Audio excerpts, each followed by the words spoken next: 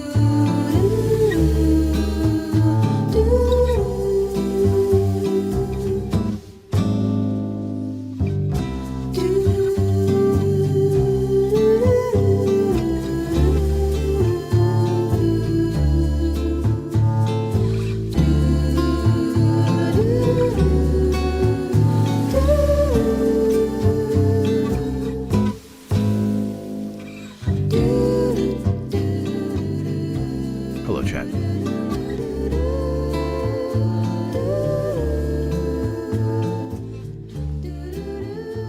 To buy it and get it to them. Chat. Welcome to Nintendogs. Hi, chat. That's a podcast that stars us. Can they hear us? They can hear us. There we go. What's good, chat? The Nintendogs. What's good? What's news? Chat, should I Hello, go watch kitty. The Sustenance? Let me bring up YouTube chat. Should I watch The Substance on the cinema? The Substance? Yeah. What is that? Are you asking us to do drugs? Yeah. Are you a bad influence? I don't know. I kind of wanna.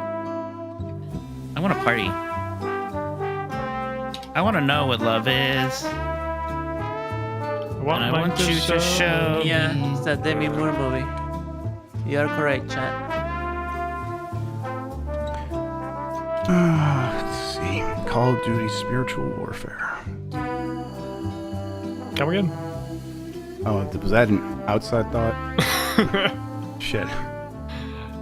Are you just Jan now? You kind of just say the titles of shows you want to. Yeah. Okay. Yes, there's that. Okay. Donkey Kong is here. Chef, do you play Frostpunk 2? You dumbass. No, I didn't. I haven't had time. But no, God damn it. you correctly assessed me there. I've been too into Content, UFO 50 baby. now. But I am going to start Frostpunk 2 tomorrow, and then I'm going to stream it on Thursday on GiantBomb.com. Excuse Oh me. man, face explosion. Don't blow up. Check. All right, there. I'm good volume. Mike, you were good volume based on that sneeze. Let me check Chat. something else. Chat. Let's see. Over $1.2 billion. Thanks, Joe. Thank you. Okay. I need to just check the music, but then I think we will be good. This one I don't like this one. Like this one. Oh, sure. Yeah, don't do that. This is Fucked rude. up. That's fucked This is up. fucked That's up. messed That's up. mean. This fucked up. You Somebody could use do the it, Windows this could- 95 Brian Eno sound, and instead you do that horse That's good. shit. Okay. Let me see. Do Last of the Nintendogs. I don't know what that is. That's like the beginning of Luigi's Oh, Mansion. that's good. See? I got it. I got it. Oh, baby. There Yeah, you go. I love it. The That's fuck the was that? goodies. You guys hear me? What? You don't even recognize that sound? Oh, no. No, He I don't think He so. was born in 2022. What do you want? Just old Windows startup sounds. But which It's one? 95, No, baby. I've used Windows since 95, and I don't recognize that one. 95, That's I think. 95. It Yeah, is so 95. that should be Okay. 90. That's like, Yeah. Or 98, one of those. Okay. yeah. Do we have? Is there? What was the sound for 3.1? I don't remember off the top of my head. Was there a I sound? don't remember. Yeah, probably that. Yeah. Get a star That's change. newer. I think that's newer, but I don't know. Okay, I have not heard you guys say you were hearing. Well, you guys did hear the music, right? No. Not the non this end. Okay, let me find that. Oh, it's a different icon because I'm using the open source. Hey, you guys hear me? There, we hear it. Cheering now. Yep. All right, cool. All And that's ready. up for you guys. That is now up for them. I know chat was quiet there, but don't worry. Mike, I think I'm just gonna count us in and start recording. You ready? Yep. All right. Remember, you are the one who starts. Yes, In I'm ready. 5, 4, 3. Hey, you guys hear me? Start cheering now. Yeah, let's get this over with. Yeah.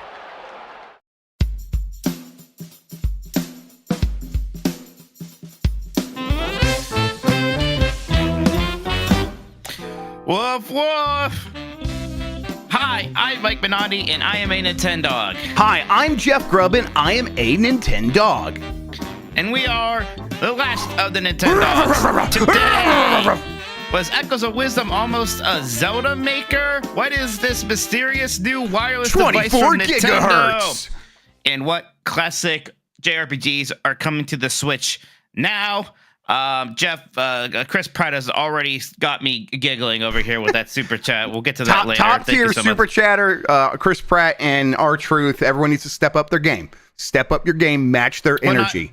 Not KBS Square. KBS Square stepped up the game a lot. Thank you so much for that one earlier. We'll read the super chats in a bit, as we always do. Thank you so much. If you don't know, super chats do get read No, during don't the correct show yourself. live. But yeah, this is Last Nintendogs. I'm excited to be here. Jeff, I'm going to just speak for you. I know that you're even more excited to be here than I am. No, you got it. You're right. I'm mostly excited to be here because I didn't just get killed in the tornado warning that happened like 20 minutes ago. But it's all clear now. It just went out to Lake Erie. The guy on the television said going out to sea, and he wouldn't stop saying that. So I'm like, is that just what they say in weather terms? I mean, Lake Erie's big enough to be a sea. Sure, whatever. But hey, the tornado's now out there. It is the problem for the fish. Right now, my sump pump is pumping so much sump right over here. It's going crazy, but I'm doing nasty fine. sump. Sick, nasty sump. Did you see Twisters? I did, and I enjoyed it quite a bit. Yeah, I enjoyed it. Do you think that some of those kids had it coming in the beginning? Like, what are you doing?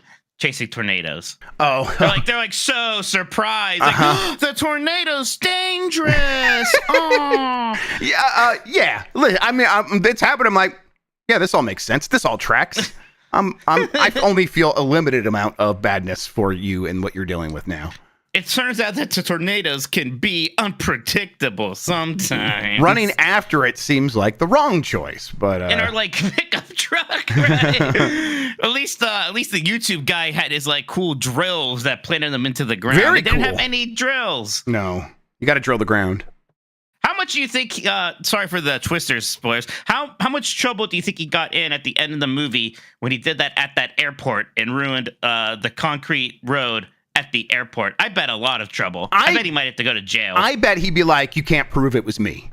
And even though it's obviously him, it was obviously him. I think he was like, there's giant drills on the side of his truck. He'd be like, well, did you see me do it? And they're like, well, no, but come on, man. Like, clearly it was you. I feel like they probably have cameras outside the. What? But was I departures. driving? Could you see me? And they're like, yes. But he was like, never admitted it.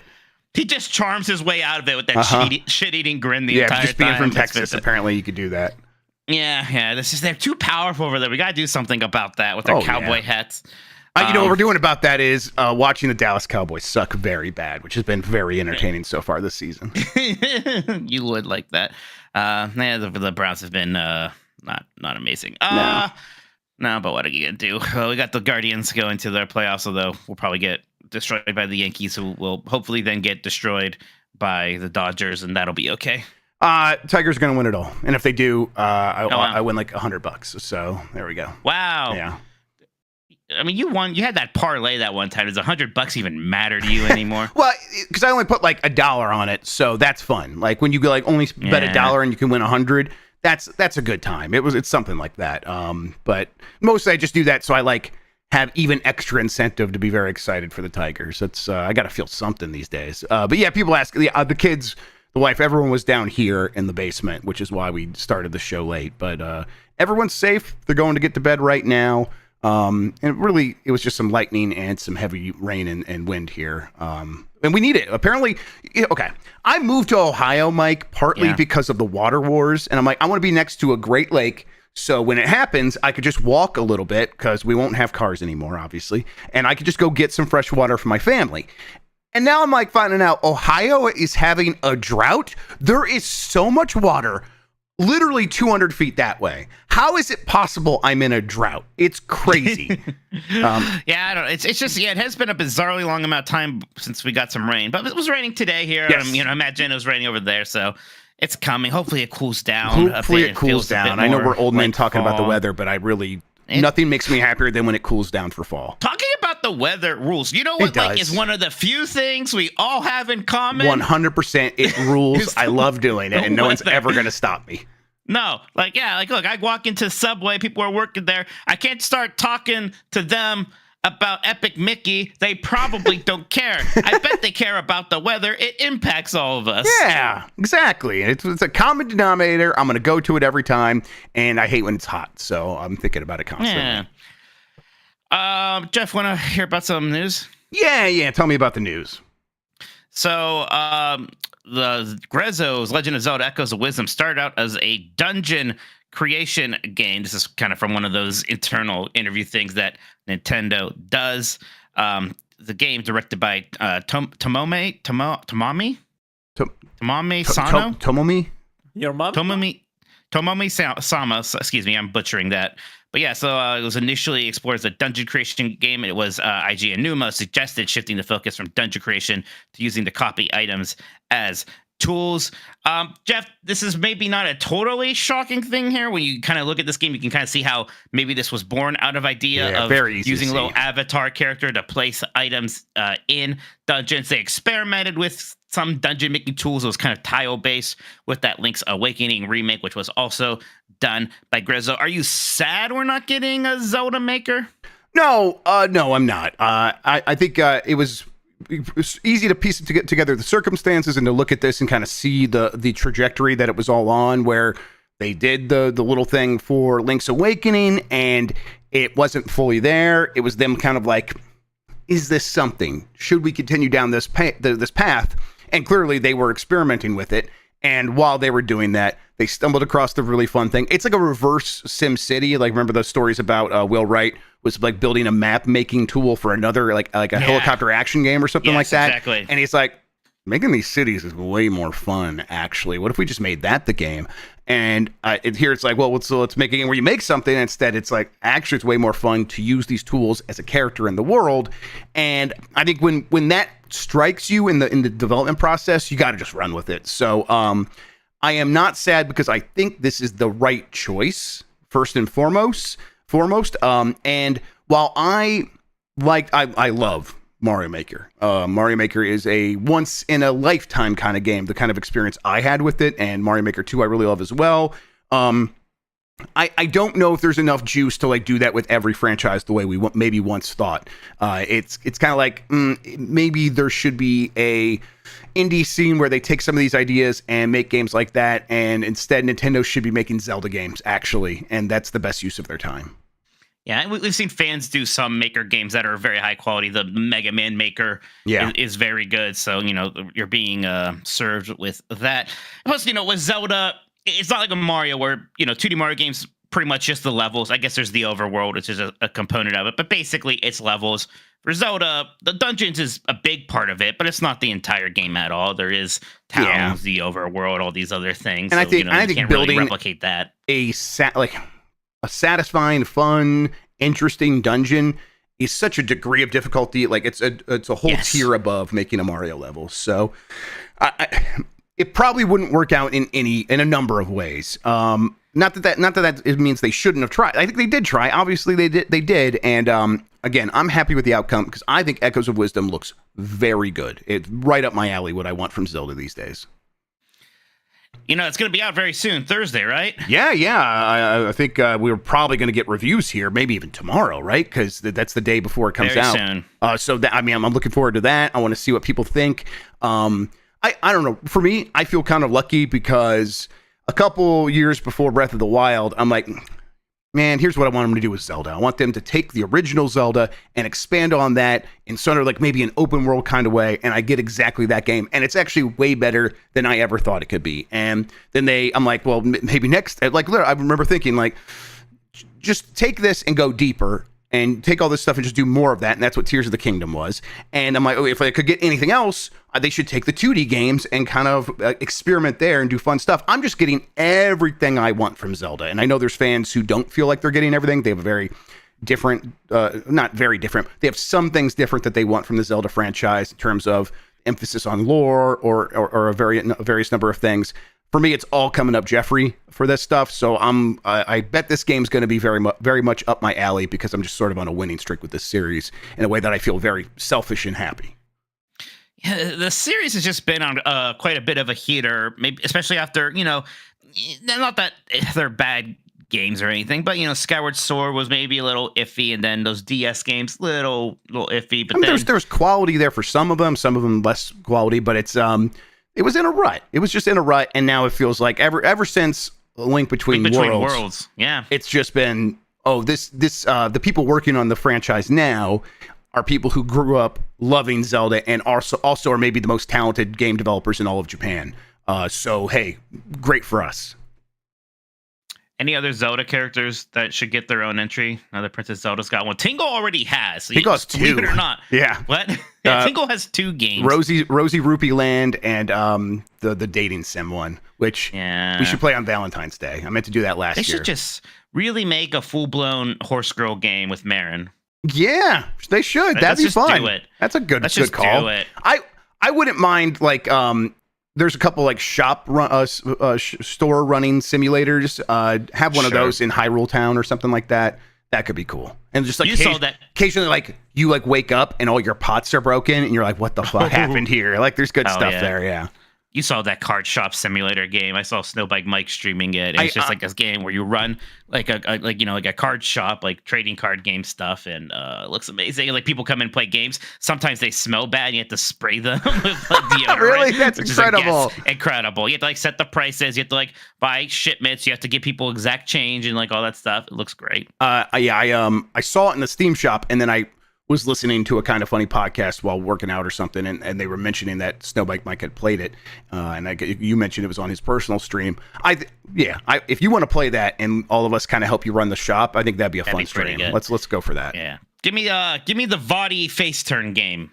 I love Vaati. Oh, sure. He's just a little guy. I understand why he felt particularly aggrieved back in the day. Let's do the face turn with Vaati. He deserves a Vegeta run. Yeah, I wouldn't mind like exploring any number of characters from Link's Awakening, Mr. Right, or something like that. Just sure. Or like or Mr. Left. Is it Mr. Left in that one? Maybe it's Mr. Left in that one. Yeah, there's one of them. He is. Yeah, it's the postman guy from a bunch of the games that has to deliver the letters. It'd be fun to do. I just saw that game of playing. I was just thinking, there's that game where you just play as a courier, a courier in Mongolia, and it's like, okay, that's incredible because what a cool idea. First of all, isn't that a nomadic people? So maybe the person you have to deliver stuff to could have moved. Like, there's a lot of fun things there. Right. Something similar with that in Hyrule. It's really confusing because everybody's last name is Khan because everybody's just a son of Genghis Khan. We're not allowed to say that, I don't think. Yeah. Difficult.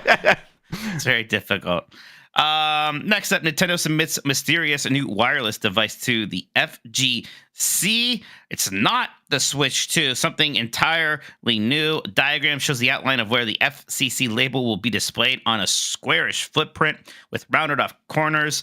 Jeff, what the hell is this? What's going on here? There's James, all sorts it's the of watch he was talking about. Gigahertz here. They think this is the watch? I mean, it is some sort of, I think, bodily tracking device. And I'm only guessing because the 24 gigahertz millimeter wave thing, which would be very good at tracking body movement, because as soon as it hits something, the signal would stop. I think that there's a similar sort of measuring devices in a variety of Apple products. How Nintendo plans to use it, no idea. Whether they intend to use it ever, no idea, because this could just be a patent that never actually turns into anything. So I guess it's not even a patent, right? It's a filing with the FCC. So maybe that has some other, like, because patents don't always get used.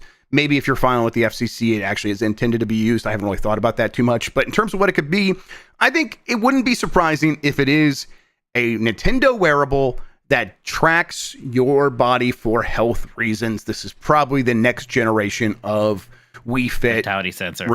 Vitality sensor, the Ring Fit Adventure. Wouldn't be surprised by that at all. Any chance it's like a Game Boy Classic or another one of these Game & Watch things or something like that? I don't know. Probably not. It's like, because it doesn't seem to have any of the other things that would be required to make that happen. Really, there's just 2.4 gigahertz wireless and 24 gigahertz millimeter wave. And that is a weird combination. For the penetrating. Well, the dearth of penetrating, because the 20, yeah, the 24 gigahertz cannot penetrate. That is its biggest issue. Right, because the waves are too... They're too frequent, and yes, they're too small. They're too tiny, so they're too small, so they can't penetrate. Oh, they're right? Too small. Yes. I don't know. If you want big, you need big, fat, wide waves if you want to penetrate.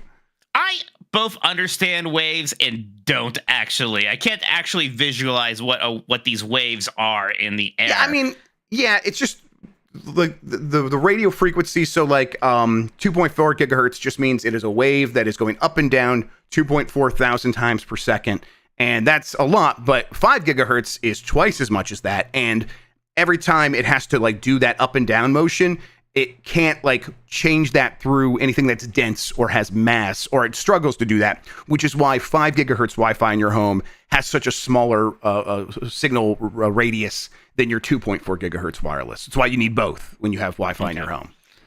And then 24 gigahertz is 10 times that, so it's even less.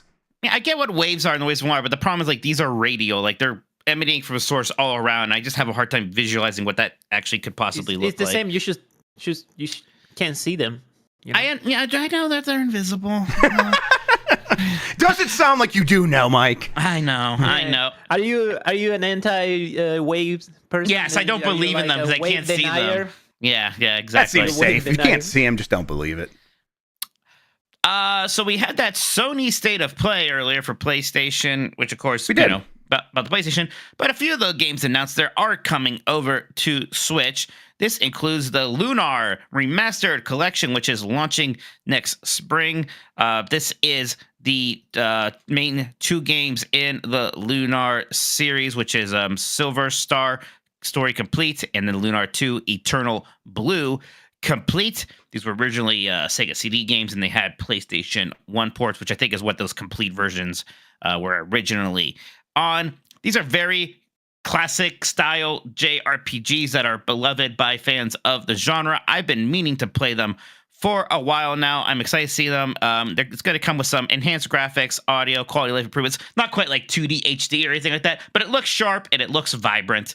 I'm pretty excited about this. I love playing old JRPGs on my Switch. I'm glad that this one is spring because there have been a lot released already. But yeah, this is good news.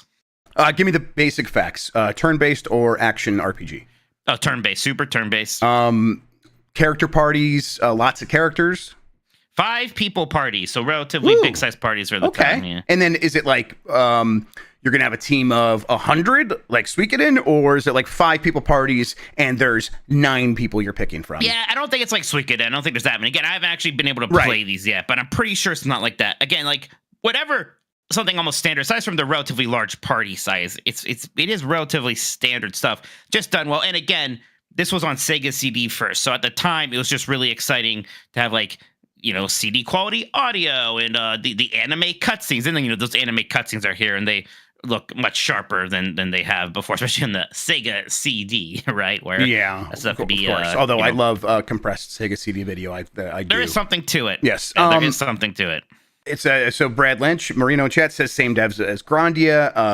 And then Sweet Life of Dio Brando says turn-based fantasy. Is it full fantasy or is there like some sci-fi fantasy? I think it's pretty straight fantasy. A lot of these games, though, have the surprise sci-fi twist in them sometimes. So I don't want to say it's a pure Japanese fantasy. RPG. I get it. Yeah, So yeah. Like all of a sudden, it turns out that there's a space station somewhere that the main character is actually from and have amnesia or something like that. The pixel art is great because like the main characters are like really good. very small. They basically look like Super Nintendo sprites, but then the enemies can be very elaborate and look very big.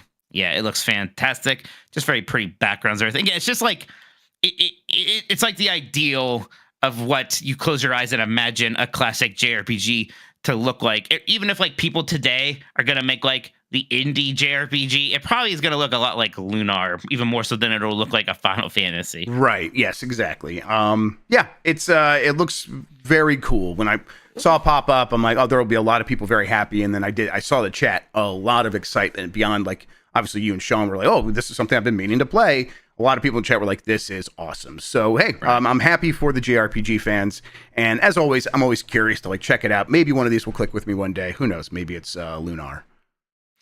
Then we also had that Legacy of Kain Sorcerer 1 and 2 remastered. We kind of knew this was happening at San Diego Comic-Con. Right. When there was those figures there that said it was part of this.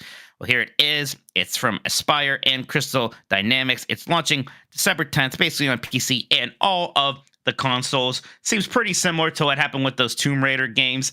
There's a graphical update. Doesn't make it look like some super modern game, but definitely makes it look a bit nicer and smoother. You can switch between the two graphical styles. I had Soul Reaver on the Dreamcast. I still have that copy, and I enjoyed it then, but never got too far in it. This is another one I have just been meaning to go back to and play through. Hey, may as well check that sequel out too, although I never hear people talk about Soul Reaver 2 nearly as much as the original, and I'm kind of curious to see why. Yeah, me too. I'm curious to like see if, because I did mention this probably on this show or maybe Decides a few months back, tried Soul Reaver 1 on a Dreamcast emulator, trying to say, hey, is this, what did I miss here? And it was a bit too... not aimless, but like it's like requiring you to kind of just keep poking at it until you find like, hey, what is the loop here? What is the fun?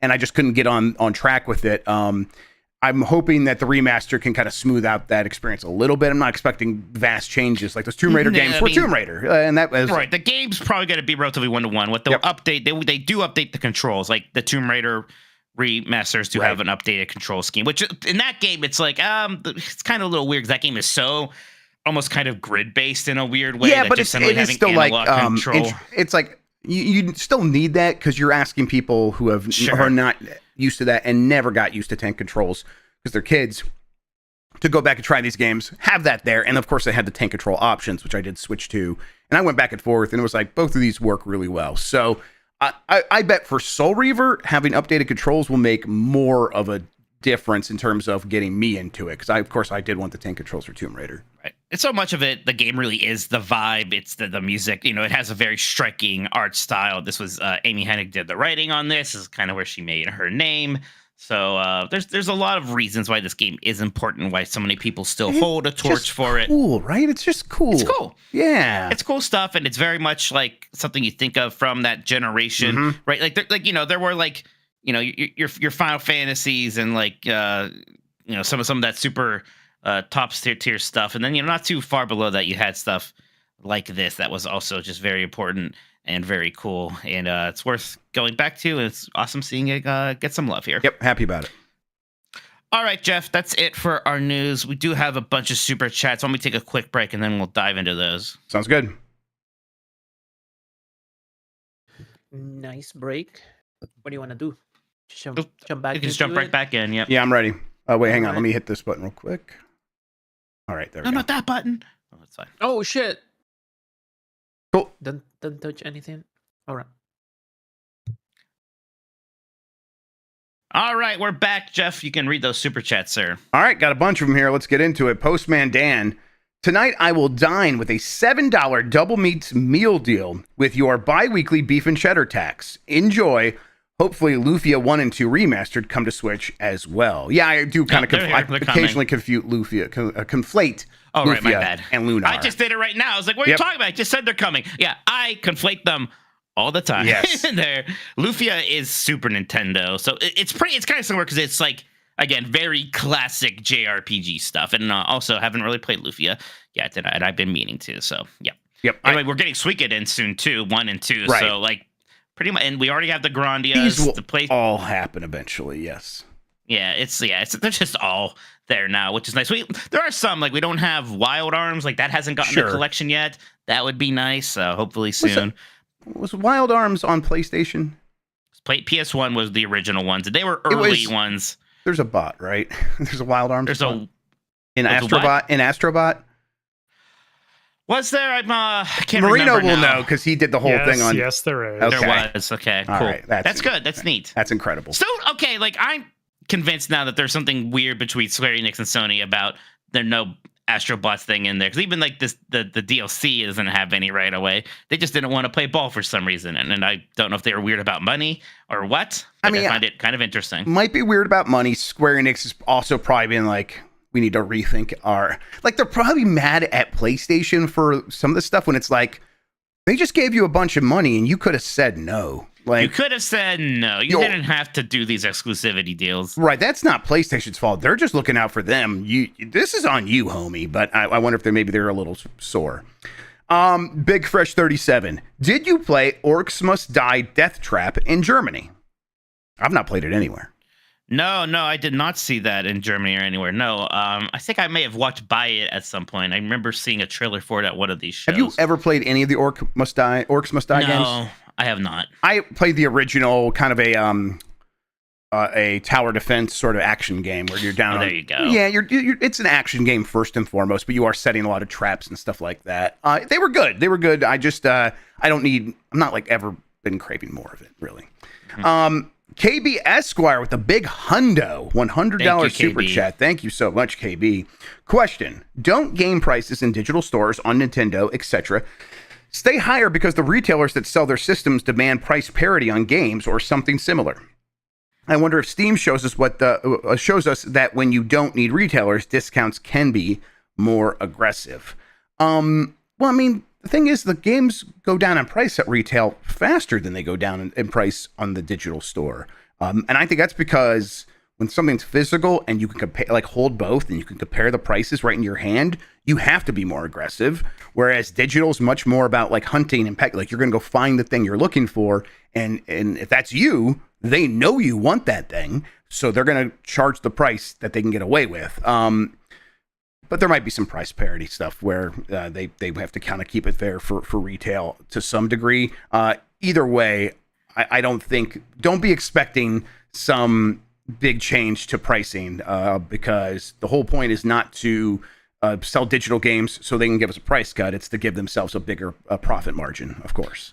There are sales in the eShop, not too infrequently. The problem is just it's not usually for Nintendo games. Right. Yes, exactly. Yes. And then, then a lot of these digital stores have frequent sales. It just kind of works differently than it does at retail.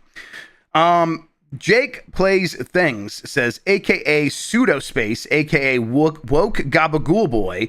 Thanks for making commutes, workouts, and cycling more fun. Hope to see you again at PAX East. English. Thank you, Jay. English. How are we with the English joke? Is that one like kind of on the borderline? You can make the English jokes. That's fine. Okay.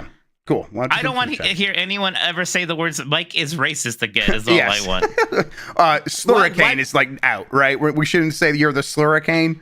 Yeah, don't call. Yes, don't say. Yeah, no, don't say the word slur and associate with my name anymore. Even though it's fun to say Slurricane. Yes. You okay. know, this is your fault, Chef. You are the one who's that's why I'm checking. Yes, that's why I'm trying to keep this in check. Right. I'm trying to see what's okay and what's not. We already talked about this, and now it's on recording. You gotta.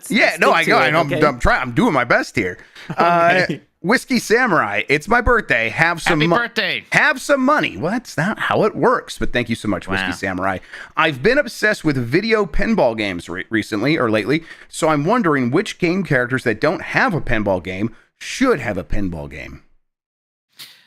Now, you know what? I mean, look, we had Sonic Spinball. It's kind of messed up to me. We never went back to that again. Like, Sonic is just so do like Tails Pinball, Knuckles Chaotix, but Year of Shadow. How hard would it have been to do Shadow Spinball? That would have been neat. That would have been fun. A Mount Rushmore of video game pinball games would be fun at some point. Yeah. Is there any? I'm trying to think. Like, are there any like characters that are shaped like balls or shape themselves into balls that don't have one of these? Like, I know that so far it's been pretty smart. That's a good question. A better question is, who is the most human-shaped character that should have a pinball game? Well, it is fucked up with Mario Pinball Lands. Like, he's just gonna roll into a ball. Turn him into a ball. Like, although he's so short, I can kind of see it, right? I mean, yeah, like a dragon pinball is the answer to your question. And, okay, that's incredible. But I wanted to be a spin-off of Shaq Fu. And it's just Shaquille O'Neal's pinball video game. That'd be good too. Yeah, I would like that. Decompensation, pinball, let's go. Turn him into a ball. Thanks again for the birthday money, Whiskey Samurai. Thank you. EP Idiot Box writes in, question for Mike. If you let rip a Zeta fart, would that make you the most powerful mage in all of Final Fantasy? Yeah, but no one will be around to like give me those.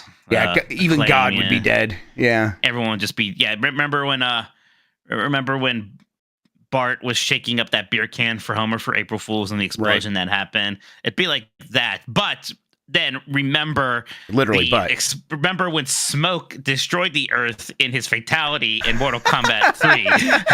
And that would happen too. But because of the fart.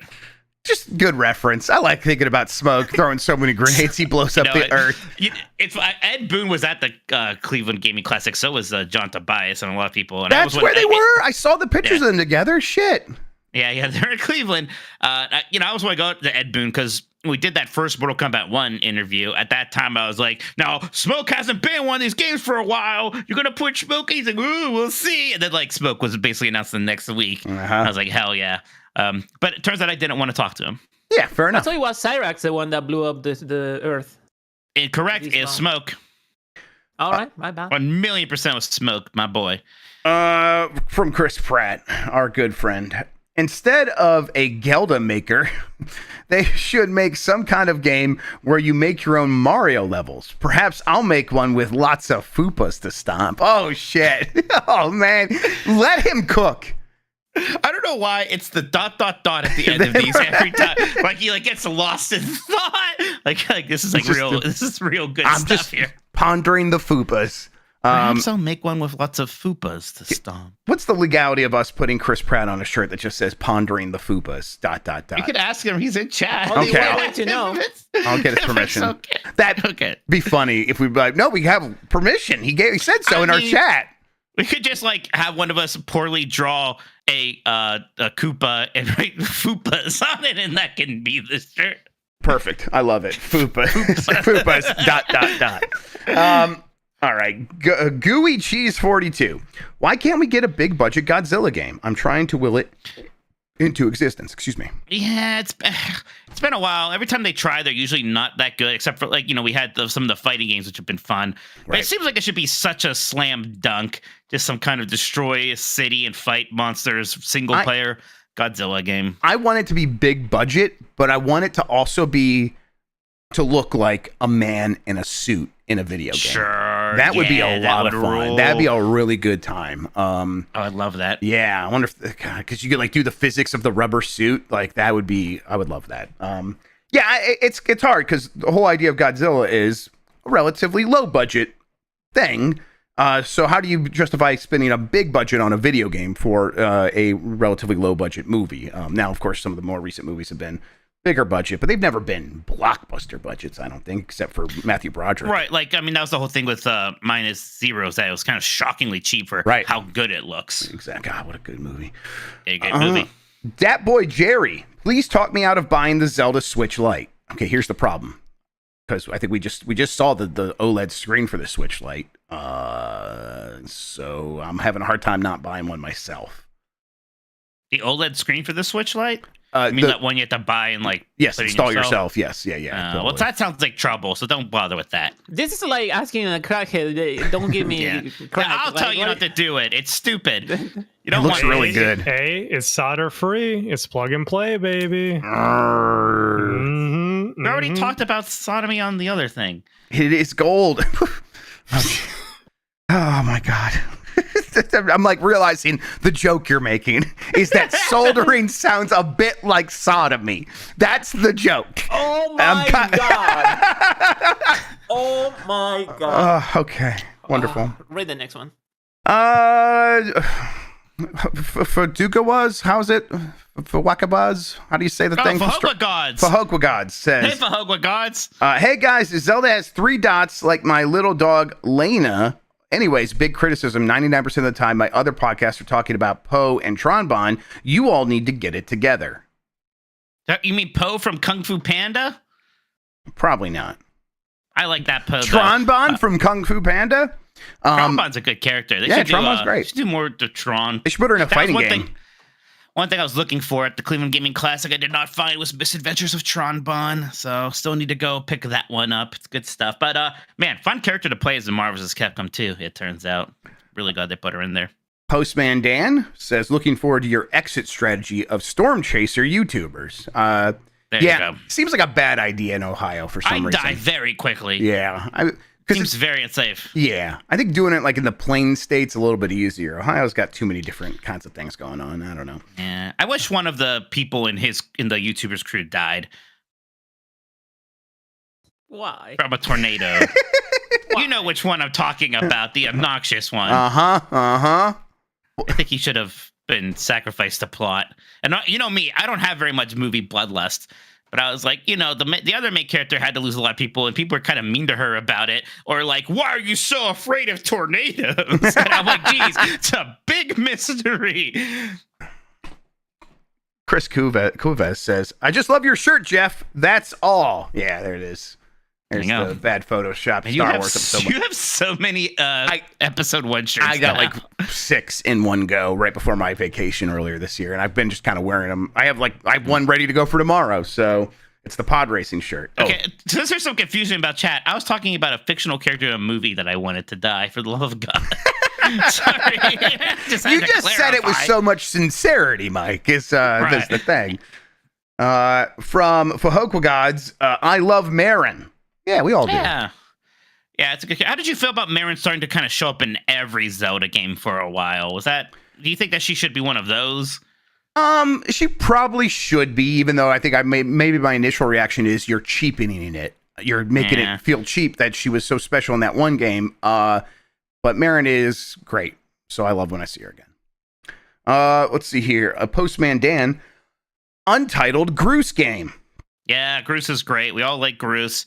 I wouldn't mind seeing. I don't know what you would do with him now, but that's a kind of a Vegeta. Maybe not quite. What's the name of the character in Yu Yu Hakusho who kind of looked like Groose and started off as a bit of a bully that became a good friend? He's one of those. Where are all the Yu Yu Hakusho freaks at? Talk to me in chat. What are you talking about? I know that anime. I'm aware of it. I just don't know what character. Kiwabara. Thank you very much, Postman Dan. I don't know who the other guy is. What do you mean, what other guy? The Kiwabara. Groose? Yeah. Oh, Groose. You don't remember Groose from Skyward Sword? Groose is just I touch every Zelda game. I never finish anyone. What's the Beauty and the Beast character? He's Gaston, but with a face turn. Yeah. I'm not a Zelda. Has Gaston had a IRL face turn, where people like him so much in reality that they kind of have to soften his character when they portray him in parks and stuff? People like that he's a jerk. Like, he's very popular in the parks because he's a conceited jerkhole. Oh, so it's like a little localized Dick's Last Resort, right there. Yes, exactly. Okay. Right. So people are a big fan of that. Dick's Last Resort is a restaurant you go to where the waiters are rude to you. In case I hated people it. Are wondering. It took us there on a high school field trip, and I was like a sophomore. That's probably. And it was just these weird, crass women talking about our virginity a lot, and I did not enjoy it. That's funny. Dibbity Dab says, I got that Mr. Pie this week and have set it up to work with my CRT. I've purchased every single game ever made legally. What should I play first? That's a good super chat. Ridge Racer! And then, remember that one? And then Wave Race. There you go. Mr. Pie, is this this is the one that's been out for a while, or is this the Taki Udon thing? I can't. That's Taki's thing. Okay. I'm gonna have to go catch up on some of these videos because I was curious about all this stuff. It's just a Mister. It's just a clone board. Okay. Yeah. So if you already have a Mister, it's the exact same thing. That's the point. Is that it's just as cheaper. Yeah. Okay. Fantastic. Chrono Rig says, "Do you think the reveal trailer will be in 4K for the Switch 2?" Huh? I mean, I assume they mean the Switch 2. That's an interesting question. I don't know, so I'll let you answer. Yeah. I don't know. For the reveal trailer, probably yourself not. out of it. Actually, yeah, I talked myself out of it. But we'll see if the when they first show off like, hey, here's like a bunch of games. We'll know by then. Even if it does output at 4K, Nintendo still might not be like, well, we're not putting the trailers in 4K. I don't know. Pokey Egg says, "How am I supposed to do Pirate, Yakuza, and Monster Hunter on the same day? Why don't these companies think of me specifically when they make decisions?" Yeah. Here's how I hope to approach it: that I get Pirate, Yakuza like early for review, and I can get that finished, and then I can play Monster Hunter on launch day with all of my friends, and that'd be ideal. I'm gonna play so much the Monster Hunter. Oh, it's gonna be so hot. No, but yeah, I can't wait. No, I'm just joking. You can play it. That's Christian. All right, no, I'm gonna take that as a true. Printy Dude says, "Sadly, it seems Avowed is about to get Horizon 2 times over by Yakuza Pirates and Monster Hunter Wilds in the same month. New IP versus established never ends well. Ends well usually. Look, the game's good enough, it'll find an audience. It just will, and it has the coming out first helps, and it has the benefit of being in Game Pass, right? So a bunch more people will have a chance to try it, and then maybe word of mouth can carry it. I hope it's right, good. and it's also different. Like it's more different from those games than even like Horizon was from Breath of the Wild, right? Definitely, yes. That's something. Jacob Bench, how is a new 2D Zelda coming out this week? Yeah, it's pretty weird. Cool. Really snuck up on us. Kev, do you like calling them 2D Zeldas? Like I know what they mean. It's like what people call the new Lion King, the live action Lion King. Even though it's not correct, I get it and I let it go. But I hadn't thought about it until you asked me. But you're right. I don't. That's not what I say. I say top down Zelda. I think top down is a better differentiator for me. But like that sounds weird. Also, yeah, because it's like if I were to say I want a new 2D Zelda, I'm saying I want something that looks like Link to the Past. Give me that. So. And if that's what people want, yeah, let's get more of that. Kevbot.org says, "I'm finally getting around to playing Fire Emblem Three Houses after discovering I love strategy / tile games. What is another must-play game for the Switch in this style?" I did just start Athena Crisis, which is an Advance Wars style strategy tiles tactics game. I don't know if it's out on Switch yet, but it probably will be eventually. That company puts stuff out on Switch. It's been pretty good so far. It's kind of got some rough edges in terms of the UX, I think. But beyond that, it gets all the math right, which is what matters for me for Advance Wars, where it's like the exchange of I'm sending a tank against the team, the humans that have the shoulder cannons, and I know I'm going to take some losses, but since I'm attacking first, I should still come out on top and pretty well on top, and all that feels right so far. So yeah, I would probably recommend that one. You're a big Into the Breach fan. Into the Breach on Switch is awesome. You should definitely, honestly, if you haven't played Into the Breach, pick that up on Switch and start playing it now. You can play it in a bunch of places. If you have Netflix, you already have it on your phone, I think. But get it on Switch. It's awesome. So I grabbed that one. Wargroove. The other one. Wargroove. Wargroove 2 came out. I think I want to say like Tiny Tanks or something. I can't remember. The Tiny Tanks 2, something like that, was really good. I never got around to it, but people like Triangle Strategy. Oh yeah, people did like Triangle Strategy. That's right. There's a ton of good ones. And if you're playing Three Houses, I think there's a bunch of other Fire Emblem games. If you haven't played Awakening for the 3DS, go check that out. But you did say for the Switch, so I'm not helping. Dr. Ryan, what's up with Twitter? Kind of fucked up, right? Thinking about switching to just reading books. I think Dr. Ryan, our friend, is referencing that they are going to let people read your tweets even if you block them. I think it's probably the latest thing that they've done. A genius move. Yeah, I mean, masterful gambit, sir. The thing about Twitter that continues to get to me is that it is so clearly trying to interfere with the election.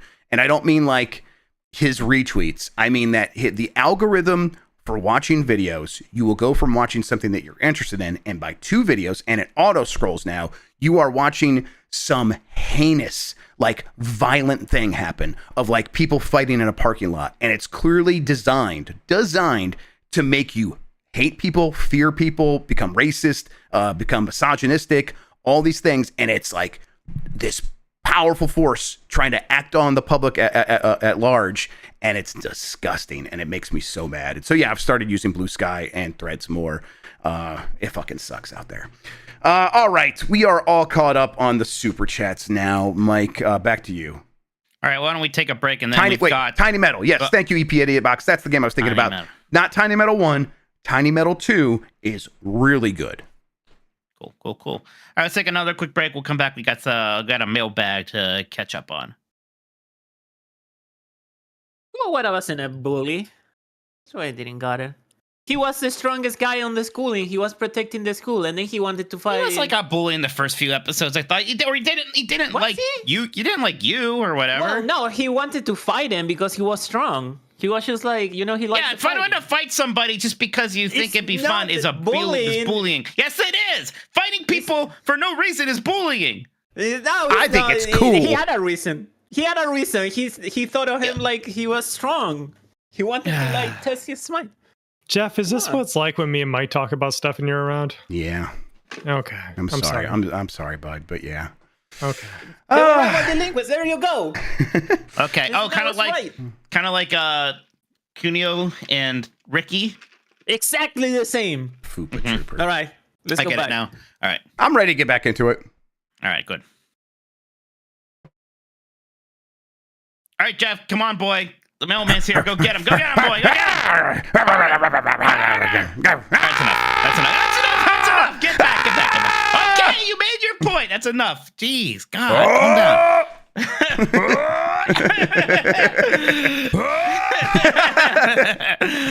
down. First up, we got from Octo here. What maker type game do you think would actually spend time with to make something if it had a Nintendo level polish? Metroid Maker, Mario Kart Maker, WarioWare Maker. I know they did the DIY thing for DSi. I mean, if I could really make my own like Super Metroid or Metroid Fusion style Metroid game, I would definitely try to mess around with that at least. Again, it would be a lot more complicated than making a Mario level, but I would like to kind of futz around and see if I could wrap my head around the intricacies of Metroidvania design. Yeah, I think a return of Wario Waker DIY is probably something I would be the most interested in. In fact, I kind of want to go back to check out DIY, but I think they need to modernize it a little bit. Miracle says, it's a similar thing here. Let's bring Mega Man Powered Up back to make your own levels, making branching paths based on powers you have. Will it be some other good franchises that could work as a maker game? So yeah, there's that fan-made Mega Man Maker that's pretty good. But yeah, outside of Nintendo, right? Like, what else could be a maker? I will say if you wanted to do a 3D platformer, like a 3D Mario Maker is obviously very complicated. And there are fan versions of that out there too. But if you wanted to make like a Crash Bandicoot Maker in the style of those PS1 games, I bet you can make that relatively easily. Yeah, a Vector Man Maker. Just give me a million Vector Man levels. There's a huge community for that. Jumpmat says, do you think that all of Switch 2's first-party games, apart from maybe Pokemon, will run 60 frames per second? No, because, I mean, as soon as you got more juice, then you start pushing other things, and then you gotta, look, I'm hoping that the next Pokemon, you already said about Pokemon, like, God, I hope that runs better, but 60 FPS can be far out of the way from that. I don't know, Jeff, what do you think? I think the majority, like the vast majority, will run at 60 frames per second, but I'm not going to assume every single game will be 60 frames per second. There will be, like the next Zelda, the way like Zelda Breath of the Wild was 30 frames per second, kind of struggled to hit that at launch. There will be things like that for sure. Gaggy says, Sup Dogs, what do you think Nintendo's next $70 game will be? All probably the Switch 2 Mario. games. You think every Switch 2 game will be? I think it's when they make this. Yeah, I think so. What do you think Metroid Prime 4 costs? 60. What about Pokemon Legend Za? 60. Okay. Yeah. Evil J says, Grubb guaranteed Switch 2 at the state of play. So now that he's wrong, what's he going to shave? I can't tell you that because we don't have the Manscaped ad anymore. Mech says, with the Nintendo Switch inching closer to the end of its life cycle, I still think about how we never saw Mario Galaxy 2 released on it in any form, despite every other major Mario release being on the console. Is there any small chance of this still happening before the Switch 2? It just seems like they would have done it by now. Yeah, it's. I mean, I've always said the Yoshi's tongue stuff is what I think is stopping that from happening. But there's ways around that, of course. I don't know. It doesn't seem like it's going to happen, though. If the only reason I'm happy you guys made me plug in my Wii U for Bike Club is that I could just go and play Mario Galaxy 2. You're welcome. Here. Yeah. Haas says, hey, dogs, recently got a new red Switch OLED and forgot that none of my digital games show up by default. Even after logging in, you have to individually select each one to download to appear. Absolute pain. Do you think they will copy the Steam Deck and just show your full digital library by default for Switch 2? As an aside, my physical games took me 2 more hours. I mean, for the Switch, you kind of have to go into the re-download software, and then all of them are there, and then you kind of select them from a menu. I get that it's a little bit of a pain, but it does. It's like one more step in the process. I guess the eShop has gotten slower recently, so yeah, that's a pain. I think Switch 2 will have improvements for its UX across the board because it should be so much more powerful that they will probably spare a few more cycles of that processor per second for running things in the background and keeping things sort of snappy. I think you could tell a big emphasis from the Wii U to the Switch was make sure this thing runs fast. And now as the Switch has aged, the eShop has begun to lag. They will probably have that same emphasis again, I hope. Laser Wolf says, thanks to Mike, I am an original hardware game enthusiast, and thanks to Jeff, I am a handheld freak. Just got my first DS ever. What are the must-have games? Well, definitely Elite Beat Agents. Elite Beat Agents is an all-time classic. It is a top 100 best game of all time.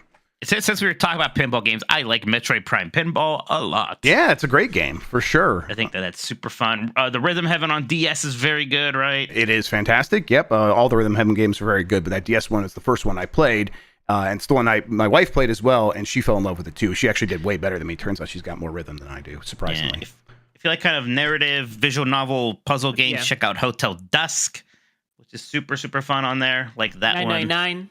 999. Yeah, it's a lot of fun. Oh, Henry Hatsworth in the Puzzling Adventure.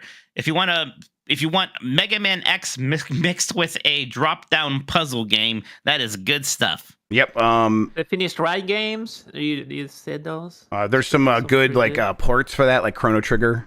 People love that version of it. Oh, Kirby Canvas Curse. I love Canvas Curse. It is one of my favorite DS games. If you get in the mood and you like looking for some fun puzzles, all the Professor Layton games are pretty good. The Phoenix Wright games you can probably just play on Switch now, but they were good on the DS. Advance Wars Dual Strike is one of the better Advance Wars games, even though it's got a kind of a weird vibe to it. I've grown to love it over time. Sorry, yeah, The World Ends With You. It's a pretty good. It's good, and I know for the DS. Oh yeah, Picross 3D. Picross 3D is actually on the DS, right? And then Picross 3D Round 2 is on the 3DS. Maybe trying to remember. And Chinatown Wars. Oh right, Grand Theft Auto. Nike Ender says, "Hi Mike, I should have taken the elevator Minotti and Jeff Ozempic Grubb. Ozempic? Ozempic. Ozempic, is that a drug? Yeah, it's my weight loss drug that I got on. I was telling people about. Yes. Oh, you do. Okay, that makes sense. Have you played the Zimpy? There you go. Have you played Super Mario Party Jamboree already? And do you think that it can be the best in the series, or at least best Switch multiplayer? Also, I've been listening to this show and Gaming Society for over 2 years now, and I don't know how you keep the quality so good. We have all this other stuff going on at work and in life, but I've been a huge fan ever since. Keep up the good work, and greetings from Finland. Oh, that's awesome. Hello, Finland. It was easy. We just kept the quality low this entire time, so it's been very easy to match that for every episode. When I hear Finland, I still think about Conan O'Brien on late night. He had this saga for a while where he apparently his demo numbers in Finland were always very good, and he happened to look like the president of Finland, and they did a recurring joke about it for months, and then he finally just went to Finland, and they filmed a whole travelogue there, and it was so the correct. In my mind, Conan O'Brien's still a national hero in Finland, but probably not as much. I think he's that joke about David Hasselhoff being huge in Germany, which apparently he was. I think that is still true for Conan in Finland. I think they love him there. I hope so. Maybe Conan's got one of the best, most interesting careers ever, right? Oh, he wrote some of literally the best SNL and Simpsons gags and episodes. Then he went on to have an incredible talk show host career, and now he's like the #1 podcaster, and has a travel show, right? Like he's just Renaissance, just an entertainer. Yep, just an entertainer. Well, maybe literally one of the most entertaining people to ever live. It's incredible. So we played Jamboree. Yes. Yeah, we played it at PAX West. That's right, and we liked it a lot. I mean, I like Super Mario Party a lot, but I do think that this could actually end up being even a little bit better. I like classic boards. You still have some of those here. You that like Mario classic Party Wild West board. Superstars, right? That's what I meant. I'm sorry. Okay, yeah, just wanted to clarify. So I like that a lot. But the new levels here seemed cool. There were some great new mini games, especially that steak cutting one. Yeah, that was a lot of fun. That, yeah, I think that 20-player mode is neat. Yeah, there seems like there could be a lot going on here. Based on our time with it, there was no like red flags, like relative to a Mario Party game, right? Where it's like, it seems like they're messing stuff up here. It's like they're doing all the stuff you want them to do, and then what we played was fun. So I think there is a chance this could be the best Switch entry. Looking forward to it. That game's out next month, October or November? Soon. I forget exactly. I feel like October's right. It's within the next 2 months. When does October Brothership 17th. come out? October 17th. And Brothership is November. Okay. There you go. Johnny Boy says, in Sabrina Carpenter's Espresso, she sings, move it up, down, left, right, switch it up like Nintendo. And Juicy, Biggie rapped Super Nintendo, Sega Genesis. When I was dead broke, man, I couldn't picture this. I just want to know what you dogs consider the Mount Rushmore of songs that reference video games. The Biggie one is big because even I know that. So that's impressive. Yep. That's definitely up there. It's hard. It's so weird with this stuff, right? Like video game fans are interesting that way, where we love video games, and yet if you reference them and it doesn't come across as sincere, which is very hard to do, we hate it so much. And we're like, what is this nerd shit doing here? And we get upset. Clearly, though, up on the Mount Rushmore is Metroid George Floyd. By what's the fucking band now? I can't believe that was fucking Mario. I can't remember the fucking Fall Out name. Boys? No. Fall Out Boy? Yeah. Is it Fall Out Boy? I think it's Fall Out Boy. Because only P1s could come up with lyrics that Yeah, terrible. Metroid George. I got to look at what he actually said. And of course, this was a sequel song to "We Didn't Start the Fire." We didn't start the fire. Yeah, correct. Yeah, it kind of missed the point. Oh my god. Maybe we should start the fire. You know what? Yeah, let's just start it. Actually, Yeah. let's at least feed it. Let's grow the fire. Yeah, just fuel it. Let's just fuel the fire until we get a double genocider. You know what I'm saying? Yeah. Adam JC says, "Sup, doggos. Last week I started holding my controller with 4 fingers on the bumpers and triggers. Whoa. Middle fingers on the triggers and index fingers on the bumpers. After decades of only using my index fingers to switch between both, turned out to be much more comfortable. And now I'm realizing I might have been holding it wrong the entire time. What's the right way to hold a controller? I've never done 4 fingers on the shoulders before. I'm always rolling. I think it depends on like the controller a little bit, but I'll tell you the Xbox controller, and literally I have a video on my YouTube channel. It's very old about the right way to hold an Xbox controller, and you're supposed to just use your index finger, place it kind of on both buttons, and you just sort of rock it gently back and forth. Well, there's this groove here for it. Exactly. It's like meant to. Yeah. Yes, and you're not supposed to like move your whole finger. You just sort of like roll it a little bit, and you can do either button instantly. So index finger on the Xbox controller, I guess I could see some people on the Dual Shock being like, I'm going to put them all up there, but I kind of do the same thing where I try to get it in between. Casual says, Dear Jeff, contemplating wearing a puka shell necklace in order to make summer last longer. Grubb and Mike, come on and slam and walk up to the can. Minotti, what's your favorite example of a video game song changing its sound as you dive underwater? Huh, that's interesting. I feel like Mario Odyssey was good at that, about making it sound muffled underwater. That's the first thing I thought of. Otherwise, I'm not really sure. That kind of does go way back, doesn't it? There's got to be like examples of that on GameCube, I feel like. Sure. I can't think of a specific example though, but I do love this when it happens. I definitely notice it, but I don't take a note of it and be like writing down the song and the game and the level and things like that. But I do appreciate when they do this. Beefhammer says, evening, Jeff refused to buy the PlayStation 5 Pro until they remastered it and made it great. Grubb. And Mike also cost $400 million to create Minotti. So tomorrow is my birthday. Oh, happy birthday, Beefhammer. But so far, Nintendo has yet to recognize this important date and send me a copy of Echoes of Wisdom. Is this what it feels like to be in Nintendo jail? Don't they know who I am? Yeah, it's real rough in here, Beefhammer. You think there's a chance we got a Nintendo jail with the Switch 2? We can definitely plead our case one more time about that specifically. I have kind of I've like given up, and I'm no longer ever asking for codes in advance anymore. And I'm like, I feel a little bit, I feel a little free, where it's like I will just buy these games like a normal person and whatever. But it hurt with like Tears of the Kingdom. That was like one where I'm like, man, that really stunk. But yeah, whatever. Yeah, I mean, You need a profound change on the Nintendo hierarchy. Well, that's what I'm saying. I think the Switch 2 might be a profound change. Maybe not to the hierarchy, but yeah. No, yeah. I don't think that. Yeah, no. I think you still cook. Right. Something has to happen over there. I know. Part of it is technology related. That like they did with the version 2 of the Switch with the battery or whatever, and especially the OLED has like certain security stuff in it that the original one doesn't have. Obviously, because it has the chip that got exploited. So it's like. And then they had some new protocols that we're unaware of because I've never been able to do it. So I wonder if the Switch 2 sort of resets that, and maybe that makes it easier for us to get back in. I don't know. Symbiosis says, I wasn't going to spring for PlayStation 5 Pro until I saw that 30th anniversary design, but I'm probably not going to bother trying to get my hands on one. My dogs, the Sony, not want my money. It does seem like a shockingly low amount of these things that they're making. And that's the Pro. Do people not want? I guess you probably don't want the digital standard PS5, right? I think. I mean, look. I mean, if you're gonna buy a new PlayStation 5 and you're somebody who cares that much about the PlayStation brand, I mean, you kind of want that new one, I suppose. It makes sense. Yeah. Velocity Prime 1 says, a glorious Tuesday to my dogs. It is now officially fall. What is your favorite autumn themed area in a Nintendo game, or to hell with it, any game? I'm just thinking of all of Super Mario World after you get all the exits or whatever, and then the whole game turns fall themed. If you beat all the things in Star Road, right? Is that what makes it do it? Something, yeah, maybe it's that. Yeah, it might be that. Yeah, something makes the game turn into fall. And it changes like the design of some of the enemies. The Koopa Troopas wear like pumpkin faces or masks. They wear Mario masks. The Falupas wear, yeah. Exactly.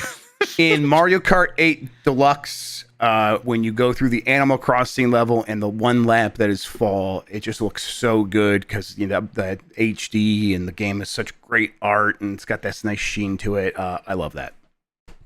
Matt in the Rare UFO says, with October coming up, what's the spooky Switch game to play? Not including Luigi's Mansion. Well, I guess you could play Emio the Smiling Man. Yeah, I mean, it probably is just Luigi's Mansion, right? I mean, you can play Resident Evil 1 HD on your Switch, and that's still a fantastic game. I assume that version of it works just fine on there. Plenty of old Resident Evils. You can play the original Resident Evil 4 on there. You can play Goosebumps Dead of the Night. There you go. You could do that.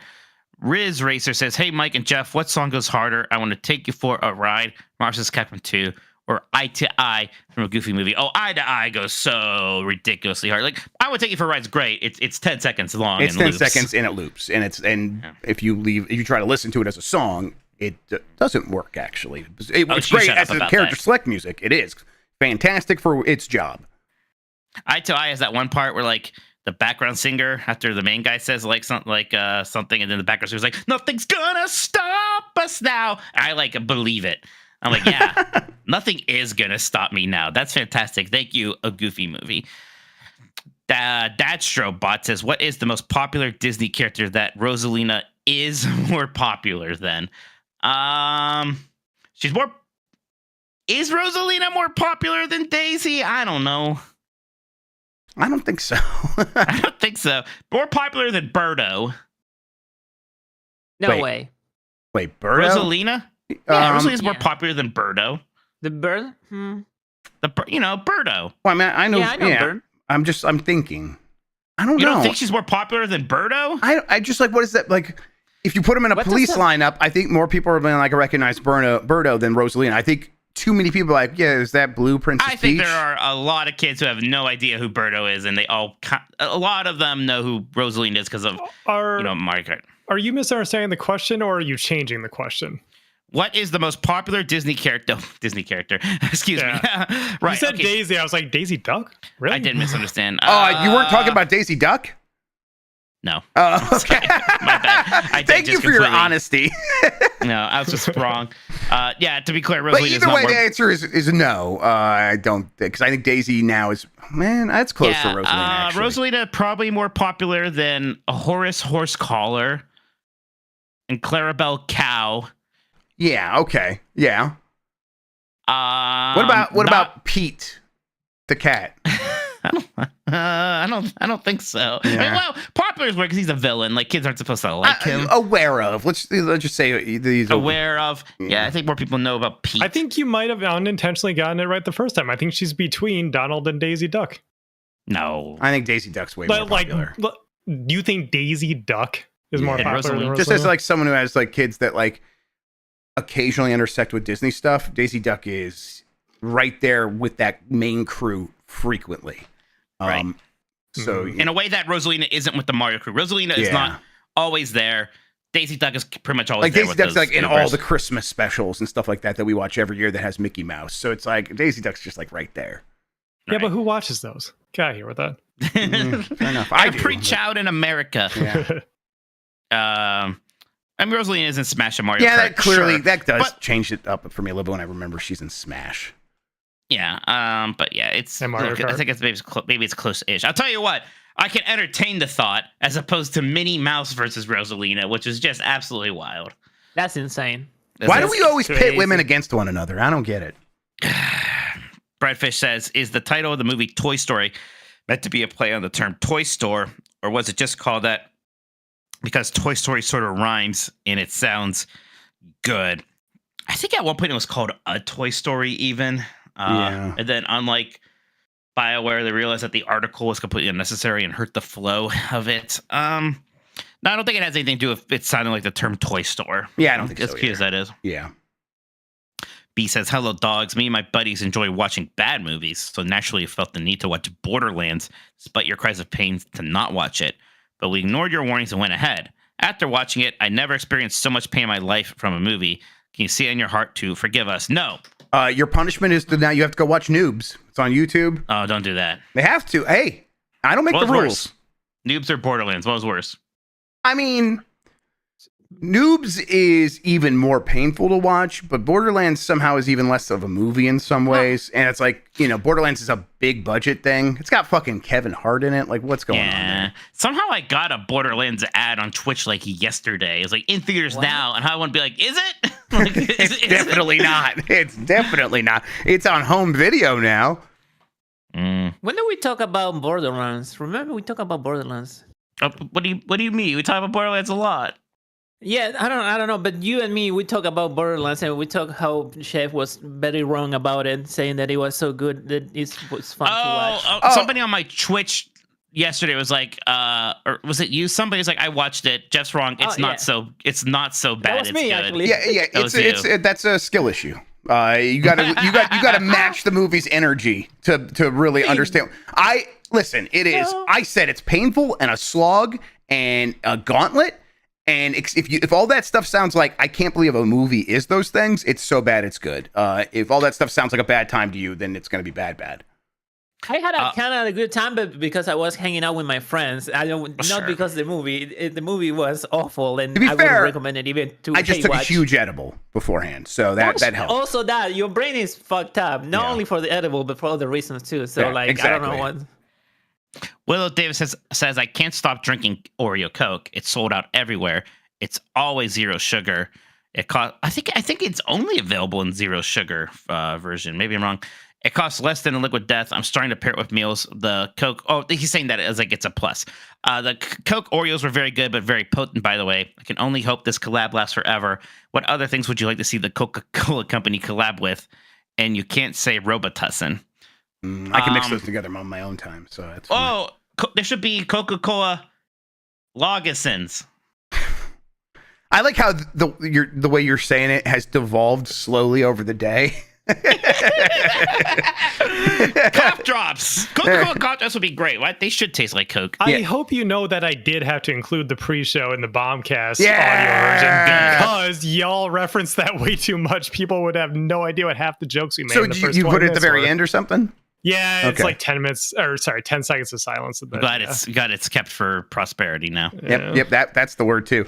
I did buy some more of the Coke Zero Oreos when I was at the grocery store right before this because I was like, part of me's like, man, I maybe shouldn't keep drinking this stuff, but like it might not last forever. I should enjoy it while I can.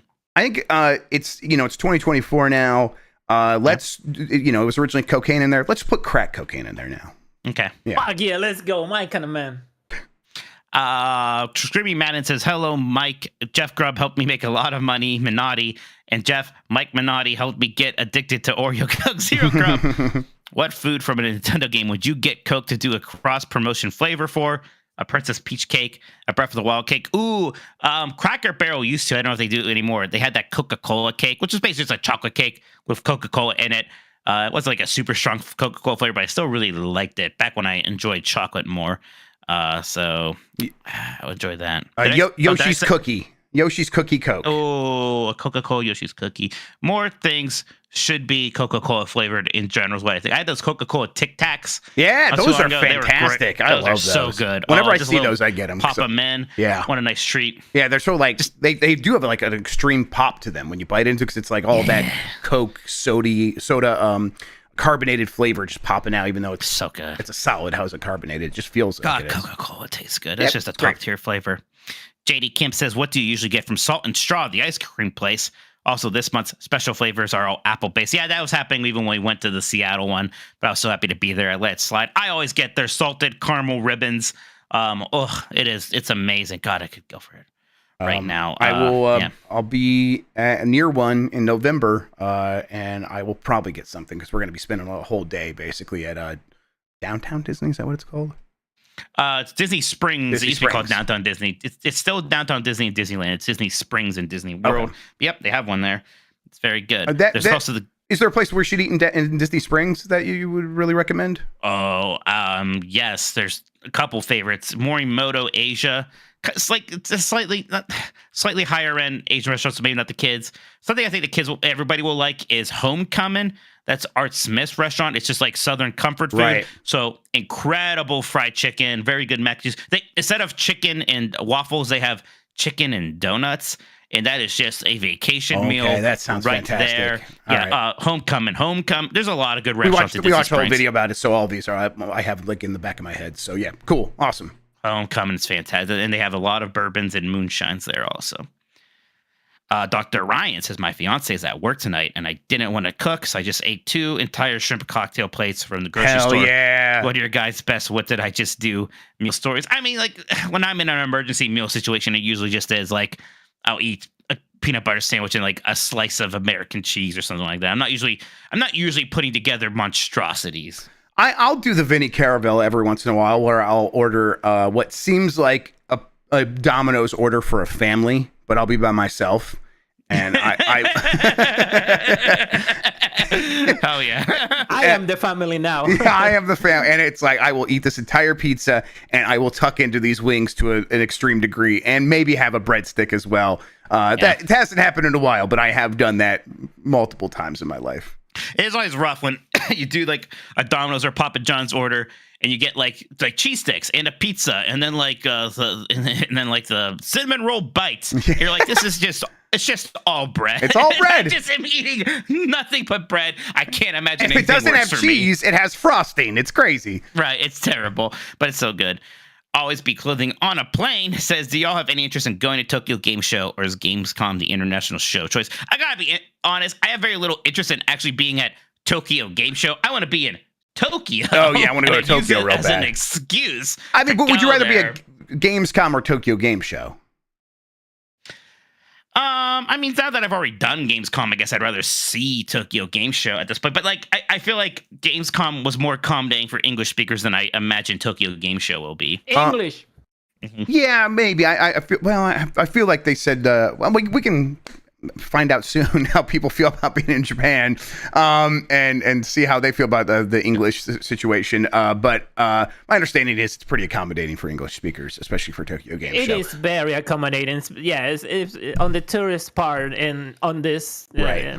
events. And that's the thing with Japan. They're so kind and so polite in a way that Europeans don't feel the need to be to Americans. So yeah, that might be a little different. They're right though. We don't deserve it.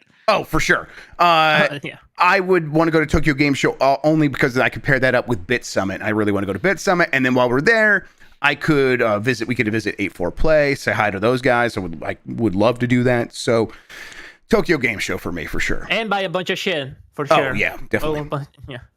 I gotta get those GameCube keychains. Achara Wolf says, "What's up, dogs? I hope you guys are ready to start predicting open critic score soon because Zelda reviews tomorrow will mark the end of the quarter." I was Gerald, question. noticing that. Yeah. Yeah. Gerald, question for you guys: do you think Astrobot will stay as the highest reviewed game 2024 by the end of the year, or will Dragon Age Sickos ruin yet another Game Awards? I'm mostly joking. Oh, I think Astrobot's pretty secure. I mean, look, Dragon Age. If Dragon Age did 90, that would be amazing. I don't know if it's gonna do better than that, and even then, I'm not sure if it's gonna do that well. I'm expecting 80s from it. Based on the previews, and I think there's a chance for it to do a 90 or even a 91, but it's a slim chance. Like I'm not giving it like, oh, the odds are in the favor it's going to be in the 90s, but I think it's high 80s almost for sure. It is pretty funny, the tone of today's trailer during the state of play compared to that initial like Guardians of the Galaxy Marvel-esque joke fest thing that we got before. They got that message loud and clear, huh? Oh yeah, definitely.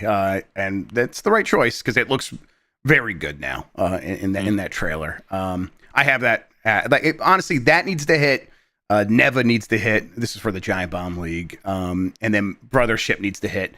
And if all of those do highish 80s, I got a chance. The Uncharted Wolf says, "What's up?" Excuse me. Bikes and Brew says, "I believe on a recent NES top 10 fix-it list, Metroid did not make it. Where do you guys put Metroid? It's one of my personal faves, but I have not played that many NES games." I mean, I like Metroid. Sure. It's just like the jump in quality from Metroid to Super Metroid is huge for me. And playing Metroid 1 occasionally as a curiosity and making sure I play through it one time kind of seems important. And there's still a lot to like about it. I just think that there are other NES games that almost don't like have to depend on superior 16-bit sequels overshadowing them in some way. Yeah, I think like it's a similar sort of jump from Zelda to Link to the Past, but I think Zelda for NES holds up so well because it really is its own sort of just get lost in that world feeling, and that's what it was going for. I think Metroid was still finding its footing a little bit in terms of what they wanted you to be feeling and what you actually were experiencing. And they nailed it so much with Super Metroid that it's like, oh, okay, this was what they were intending all along. Whereas in Zelda, it was like they kind of had different intentions with both of them. Like if it was like a top 20, like maybe Zelda, maybe Metroid then makes it in there. Metroid's top 20, yeah. I like the way it feels to play that game after playing it a bunch in NES World Championships. Yeah, you're right. I do like something about that weird jumping. And Super Metroid kind of keeps it over. Like I know it's probably weird to some people, but I kind of like the floatiness of like NES Metroid and Super Metroid as opposed to the really heavy jumping in Zero Mission. But it's just a preference thing. Stinky says, Satisfactory 1.0 and new Factorial DLC. Can't wait for Infrastructure Week. I've lost about 80 hours to Satisfactory since launch. Please send help. Yeah, people seem to be into that one. Yeah. Should I like start up a Satisfactory save so we can be doing interesting stuff if we were going to do that during Infrastructure Week chat? Let me know. Yeah, sure. Because I think, I mean, that's definitely one I think I want to check out. I've always wanted to spend more time with Satisfactory. And Infrastructure Week seems like we might be able to get away with getting the whole crew on for that. I know Jan wants to do some Minecraft though, and of course Minecraft is one everyone enjoys watching. So we'll see what we have time for. Adam Juice says, "Do you think we'll ever see a live service title based around Jumping Flash? They could call it Jumping Flash Bash. It's a gas. And gas spelled GAAS, games as a service. I get it. That's cute. Yeah, no, I didn't think so until just now. So if you won me over, let's do it. Yeah. All right. As Snoopy in chat says, Satisfactory is not for ADHD people. It depends. Like some of those things can really lock me in, and then I like get on its wavelength. We'll have to see for myself though. So yeah, I'll check it out. I'll report back. That's it for the mailbag. Jeff, why don't we take one more break? We'll come back. We'll wrap this show up. Sounds good. I'll hit the button. All right, this is the break. I need a new wrist thing. A new thing to rest my wrist on. I have this bean bag, but there's a hole and all the little beans are coming out, and I keep having to like shove them back in there because it upsets me when they do that. Oh yeah, is this like a new bean bag from the old bean bag that you had? And now this one's breaking, or so this one broke on the back, and I got the duct tape there, but now on the side it's coming apart. I need something that's not beans. I remember you breaking that during a Jeopardy game and getting very mad about it. I was, yeah. I fixed that a while ago. Thanks, duct tape. We can get back to it though. Yeah, let's crush this thing. All right. All right, we're back. I mean, Jeff, I beat Order of Ecclesia, so I'm now done with the Dominus collection. At some point, I need to play through that remake of Haunted Castle more. Right. At least right now, I'm good. It's funny. It's like I thought, like, oh, once I beat all of these, then I could do like a ranking of the GBA and DS Castlevanias, and I'm kind of like, they're all good. I really don't know how I would rank them. I like all of them. Surprisingly, they do all have like some different strengths and weaknesses. Yeah. Like Order of Ecclesia, is a little bit more linear, but the difficulty is harder, which I kind of enjoy, especially having played so many of them. Dawn of Sorrow is like a very classic castle, Metroidvania style map, things going on, but the story is kind of weak. Portrait of Ruin has a lot of great stuff. I like the changing the characters, but the art style and the tone is a little off. But in general, the games are pretty much all just very good. And this collection was done very well. I was super happy with it. Yeah, I kind of wasn't able to keep up with it because I was trying to play some other stuff, but it is kind of always there. And hearing that you had a good time with everything was, I definitely want to get back to it. I love those games so much. And you're right. It's one of those series where I'm like, I don't feel the need to rank them in my head. I have a favorite, of course, but that's sentimental, with Circle of the Moon being the one that really got me into all that stuff. But yeah, I really like going to all of them for different reasons, and I think there's actually not a bad one in the bunch. No. So that's all. And you just remember the time it was like getting one of these a year on my favorite thing to play games on, which was the Game Boy Advance and then the DS. It was awesome, an awesome time. Anything else from you? No, I'm kind of back to the raw Gala life for a little bit, playing something I can't talk about right now. So yeah, doing that. And I want to play UFO 50, but apparently it's not on Switch, so that threw me off. It will be, so that's what I have been playing. I'm going to talk about that a little bit. If people on Switch are curious, it is that faux collection of retro games, a 50-in-1 collection, UFO for the LX system, a fictional system. I think it was the LX system, is that right? And it is done by Derek Yu and a bunch of friends who made a bunch of different games. Derek Yu did Spelunky, and I've been kind of going through it, and people recommended me to try out Pilot Quest because it's an idle action adventure game where there's a crystal in the middle, and you're playing as this pilot who crash landed on. If people watch the UPF, it's the one that we said looked like Toe Jam and Earl, and you have a yo-yo weapon. You can hit this crystal in the middle of your camp, and it spits out smaller crystals. That is your main currency. If you get 1,000 of those, you can turn that into one moon ingot. These are moon crystals that are coming out of this thing. And you need like 1 moon ingot to open up the meat shop, and then you need 5 to build a house, and you need another 5 to build a bench. And then you need 50 to build a storage thing, which enables you to be able to carry more moon shards at any one time. And then once you do that, you're able to buy more upgrades to the tree, so you can have more seeds that are producing moon shards for you automatically. So then it does become an idle game. And then when you're punching the crystal, it's a clicker game. And then once you have the meat shop open, you can spin some meat to go out into into the field to fight monsters and find things out there to bring back to your camp. Each piece of meat you can have, and you, again, depending on how much storage you have, you can have so many in your hand at any one time. You start out being able to carry 5, and if you have all 5 pieces of meat, when you go out to the field, that gives you 10 minutes. It's 2 minutes per piece of meat. I know this sounds crazy, but you just go out there for 10 minutes, and every time you get attacked by an enemy and get hit by an enemy, they will take time off your clock. So you'll have like 10 minutes left, and you'll get hit, and you lose 30 seconds right away. And so you're kind of trying to do risk reward of trying to get the most stuff, because you have to actually return back to the base with time on the clock, make that whole trek back. And so you're trying to weigh things out, like, can I go a little bit further? Can I go a little bit further? Or should I start heading back now? And of course, I'm usually risking it and losing a lot. Now, the cool thing is there are major enemies out there that if you defeat them, even if you die, they will return to your base, and they will sort of join your crew and perform a new function, getting you a new resource to then build up and have more stuff to do with your in the idle game.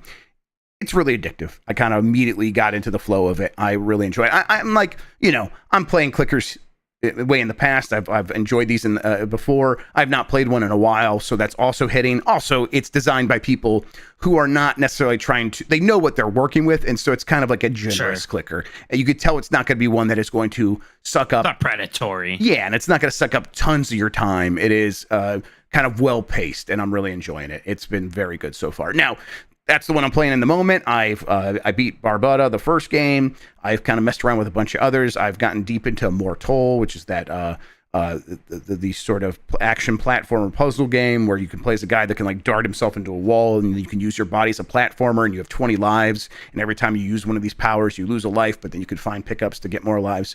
It's really cool. I'm also beginning to get into the meta of how these games fictionally progressed over time, where there's like 3 Campanella games. This is like the games where you play as the UFO and you're moving around. Yeah.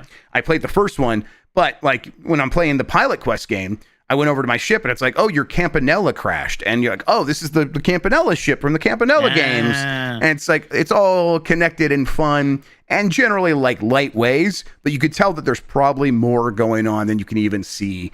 And there might be a whole other game that I haven't even noticed yet. Yeah. And the promise of that is very cool. Yeah, there's one that's just a completely different name. It's not Campanella. That is just the Campanella ships, but it's a racing game. Right. And I was like, oh, that's pretty good. I didn't saw the connection at the beginning, but now I see all the crossovers and kind of stuff. Yeah. So right now I have my Steam Deck going. It is idly building up my stuff over there. Honestly, I'm probably maxed out on my stuff because again, you can only have so much at any one time. But as soon as I get done here, I'm gonna go spend all that stuff in a Pilot Quest, try to do some more research, unlock some new stuff, go back out into the field, out into the wilds, and see if I can find there's a note when you go into the research place that there is a gear missing. And I'm like, oh, I want to find that gear because maybe that unlocks new things I could research, or maybe I'll be able to research faster. So yeah, very cool stuff happening in all these games. And I've already picked out my next game. I'm going to go pick that Golf Aria or whatever one, the one that is like the Kirby's Dream Course adventure game. People are calling this game of the year, where I'm like, I'm not sure if am seeing that picture yet. I'm just really enjoying everything that I'm doing. And then if the more that I suspect is there unfolds before me and blows me away, I could easily see myself joining that chorus of being like, yeah, this is up there with anything else that came out so far this year. I really want to play it. I don't think a console port's coming very soon, so I probably am just gonna have to pick it up on Steam. Yeah, it's probably the kind of thing that where it's like a Nintendo Direct randomly next year, it shadow drops or something. I could see that. Yeah, because it seems super up my alley for sure. Yeah, it's one I wouldn't miss it if you have any affinity for older games, because it's just a bunch of great developers playing around in that space, and it's worth experiencing for sure. You want to read the rest of the super chats, Jeff? Yeah. Give me a second here to adjust the size of this window so I can more comfortably read. You didn't have it ready already? No, I did. But I do now. All right, let's see here. I think Dweebin. Did we do this one? Dweebin. Which Nintendo character would you like to see become a pirate? Oh. I mean, obviously Wario would be great. He'd be very funny in a pirate hat, but no, Daisy would be a very good pirate. Oh, Daisy would be an excellent pirate. That'd be like very Ruby Heart coded. Yes. Are you thinking about the hat? There you go. Yeah, and she'd look good in a tricorn hat. Simon from Saskatchewan says, "What's the most disappointing game you played when you were young?" Mine's renting the N64 Power Rangers game because the Super Nintendo one was amazing. That Super Nintendo Power Rangers game is amazing. While the N64 one sucks. Any news on the new Power Rangers game? Yeah, Jan played it, and he liked it a lot. Mike didn't like it so much, right? I liked it. I just would like a few more mechanics going on in the fight. Sure. Again, all the Power Rangers play the same, which, even like Shredder's Revenge, there's some differences between the turtles, right? But what I really want to see are those super scalar levels. I think that's where a lot of the kind of exciting moments are going to come from. Yeah, and it seems like there's a lot of those, or at least quite a few of them. See, EP Idiot Box is back. All this maker talk has me wondering if Game Builder Garage could have done better if it was themed after an existing franchise. Thoughts? Yeah, I mean, make your own Zelda game. But I think they wanted to show you that with these tools you can get even more creative than that. But I guess if they had some just Nintendo assets in there, maybe it would have done better. Yeah, maybe. Socrates' friend Daryl says, currently on Pirates of the Caribbean, when they are giving the safety spiel. The English version has a pirate accent, but the Spanish doesn't. Well, I misread this. I think because like It's because all people who speak Spanish are pirates, so it's just normal like that. Arr, that's right. yeah. No, I don't. I can't think of a pirate accent in Spanish. I don't know what that will entail. To be honest, It might not really be the same thing. Yeah, Yeah, it makes some sense actually. What are you talking about? Also, I misread it. I thought there was no. I misread this super chat. That's why I said we build different, because I thought they didn't give safety speech in Spanish, and I was like, yeah, we don't know. We don't need that Let shit. them fend for themselves. Yeah, apparently, we're not dumbass. Putting our arms outside the thing, like. And apparently, what we think of as the pirate accent was just like what one actor who happened to play pirates a lot in like early movies decided to sound like, of course, or something like that. And that's like, it's not like there's any like pirates did not talk like that. But that's just kind of got. They actually had a Midwest accent. They just sound like me and Mike. Strange. Yeah, they're just from Ohio. JD Camp says, Jeff, how are your Ozemp poops and farts? Farts aren't so bad. I definitely had to order some prunes so I could stay regular, in case you were wondering. But that's been going well, and I feel pretty good these days. You need fiber. Down in totally. I've been crushing apples recently. Don't tell Mike, but hell yeah, you don't need fiber. Lots apples of fiber, and it's been helping a lot. Down in the 230s for the first time in a very long time. Hey, congratulations! Let's go, boy. You weigh less than me now. I don't like that. About 20 pounds lost. So wow, that's great. Yeah, I'm so happy for you. And great. It's like I don't even notice that I'm eating less. I feel like I'm eating the same amount, but or the same frequency. But I think it is.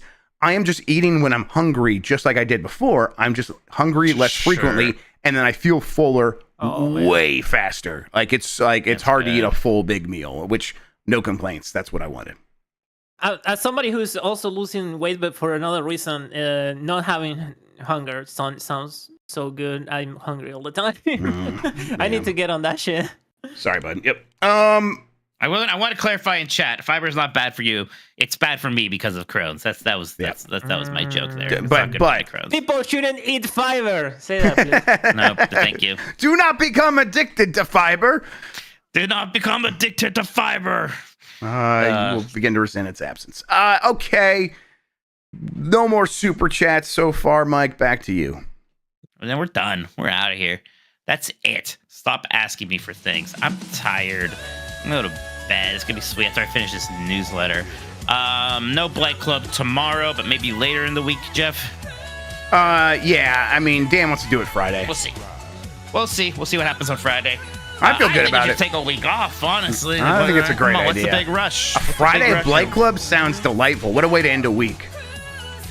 I mean, I might only have one episode left anyways. What's the big rush? That's true. But then we get to Lucy faster. We also have to figure out what Lucy's doing. Nah, I have a pretty good idea, actually. Mike, you have to end this. Like, you have to finish this game. Like, just get it done. No, I don't. You can't tell me what to do. It's gonna ruin your life I can't forever. believe your stupid fucking game's only gonna be 4 episodes. Yeah, hey, you picked it. It's not my fault. Mr. 10 episodes to beat Daikatana Grubb. Sorry. Get good. Lower the intensity, jackass. That had nothing to do with anything.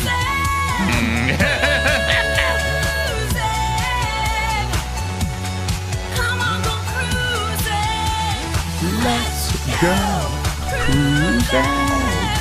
Yeah. It's not growing on me, but it's not growing on me. That's rough, buddy. A lot of cords going into slots.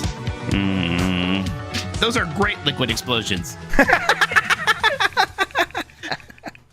That's talking about meat, I think.